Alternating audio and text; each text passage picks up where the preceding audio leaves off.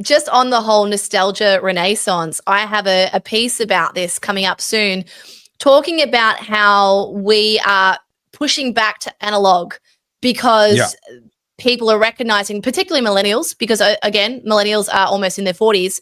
They are now realizing that there is a profound impact of doing things a fairly rudimentary way has on your self-esteem, but also in the catharsis of just being busy with a simple task. So, for example, everyone has a calendar on their phone, right? And most people have to have a Google Calendar or Apple Calendar, whatever you use, Outlook, because that's where all of your meetings and all of your appointments come in, and they all send you reminders, so you add them all to your calendar. Yeah. The problem with that is you're never actually committing those to your memory. So you're like, oh, shit, what's in my calendar? Whereas 20 years ago, 30 years ago, you had a diary and you manually wrote things down, and therefore you retain that memory a lot better. And the same goes with things like old school tasks that you do by hand. There was an element of muscle memory that went into that helped your brain turn off, switch off. And so whilst you're, beating a cake, not that we used hand beaters 30 years ago, but you know what I'm saying? Like, you did things from scratch. And there was like a meditation that happened when you were doing that very simple task. And it's interesting because I was saying that to someone last year when I renovated the studio. I really love manual labor, and people are going to laugh. But what I mean is, like, if you want me to paint a wall for a whole day or sweep floors, or like my favorite is high pressure hosing, I will do that task for hours. Just leave me alone. And I'll have so much fun, so much to the point where I now get videos served up to me on social media of people pressure cleaning stuff. I'm like, I might start that as a business because I think that I get sucked into them. I get sucked into those videos, not often, but I'll admit I've been sucked into them before. And you watch them going back and forward, and that next little strip, it goes from brown concrete to grey concrete, and you watch them working their way along. There is something really mesmerizing when they're getting about that like calcified bloody mildew and stuff off the brickwork, I'm like, huh. And there's something about that we don't do anything anymore. We outsource everything. And I'm going to segue or tangent over to a story, and I'm going to massage the details because this person is a good friend of mine and I don't want to throw them under the bus. But let's read this clip first. Hang on. Shout out to my 2-stripe Adidas knockoffs from the Asian shop. The old snap pants. Any old hoodie you wear is from my era. That's real Aussie hood gear. Absolutely. Gosh, the kids. Kappa. And Face Off, ladies in the chat, do you remember Face Off pants? Gosh. Did you ever get into Juicy as a brand? As in Juicy Couture, the velvet or velour. Yeah, velvet. Yeah. So my wife still has a Juicy tracksuit to this day. It hardly comes out anymore, but it's hiding there in her wardrobe, waiting to come back into fashion. That will come out. They did. They did try to pull it back. Eddie, were you a basic bitch? No way. Did she have a Von Dutch hat? No, I don't believe she ever went that far. What about you? Did you ever have the Ed Hardy rhinestone encrusted T-shirts? I was never a cool kid in any way, shape, or form. I was scared of. So I grew up in the 80s and 90s. I was scared of the kids that had the 2-stripe Adidas matching top and bottoms. Because in the 90s, of course, you had the parachute tracksuits and you had to have the matchy top and bottom. And the kids that had the 2 stripes, they had money, and you had to stay away from them. They were trouble. Remember when you used to wear the parachute tracksuits and it's like, whoosh, whoosh, whoosh, whoosh, as you're walking? I nearly set myself on fire because I fell asleep in front of the heater. We had one of those gas heaters that had the white kind of stone or whatever that is inside, and the gas goes up and heats up.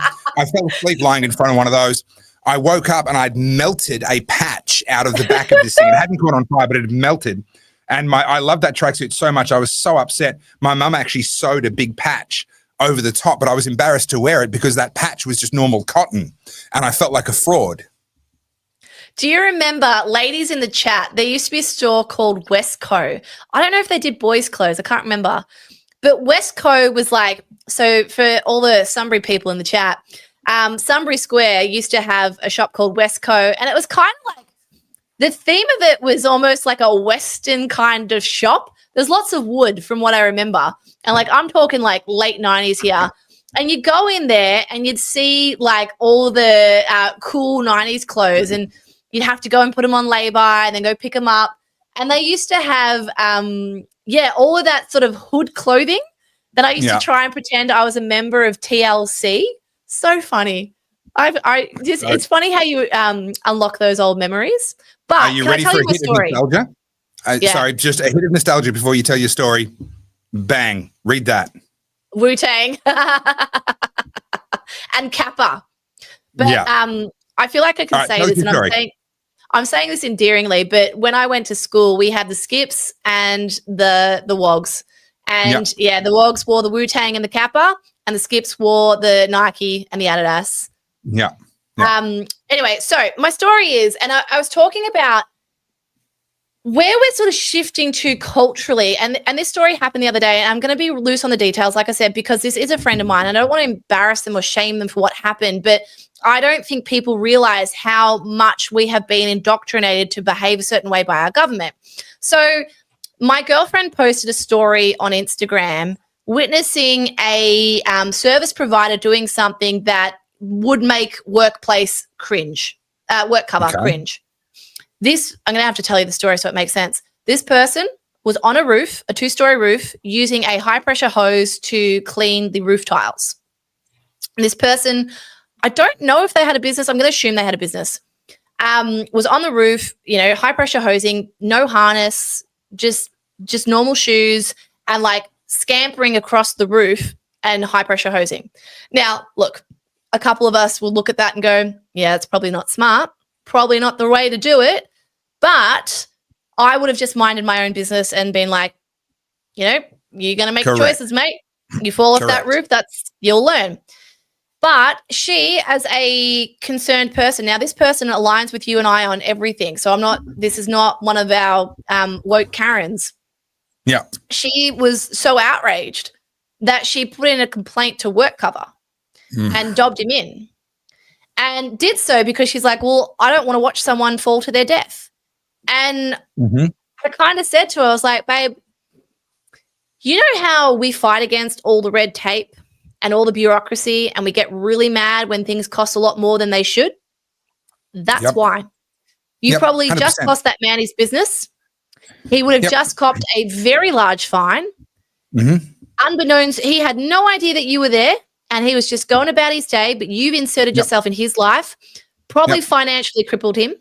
He'll probably lose a license if he has one. I don't know. I don't know who this person is.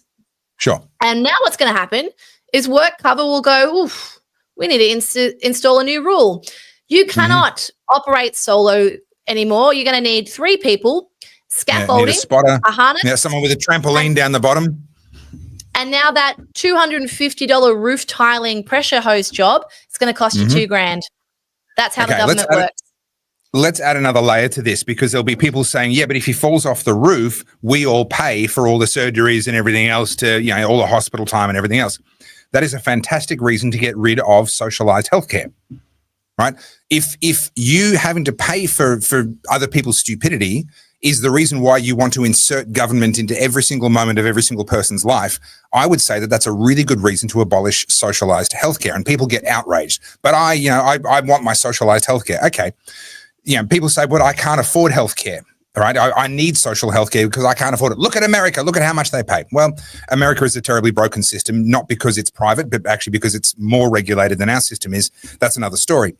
But the reason why you can't afford your own healthcare is because you're busy paying government. You're paying for the cost of government. People think that the house is the most expensive thing they pay for in their life.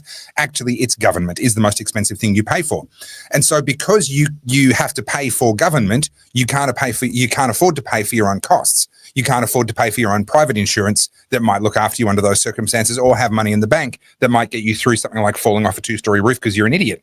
So what we've got is this circular reasoning. I need government because I can't afford anything because I pay for government, which I need because I can't afford anything, but I can't afford it because I have to pay for the government. If we actually just get rid of that all of this nonsense around the government has to look after us, protect us, help us if we lose our job, help us if we fall off a roof while we're pressure washing it. If we get rid of all of that, all of a sudden, the rest of us are going to find that actually we can afford to live. and we can afford our own healthcare. And if we get the government out of healthcare, by the way, the costs would be much, much, much lower than what they are. The American system is not an example of what a private healthcare system looks like. That is a fascist healthcare system. The corporations in bed with the government. That's an entirely different story. But fundamentally, if we get rid of the cost of government, which is because we're paying for all these things, then we'll be able to pay for them ourselves. Daniel, I'm going to come to your comment in a second, but I'm just living for this chat at the moment. I'm just scrolling through all of these comments of people reminding me about things from the 90s that I have not thought about in years. So all right, people were talking about Wax Jeans and Korn's self-titled album. Like, oh my God, that's like year eight just unlocked.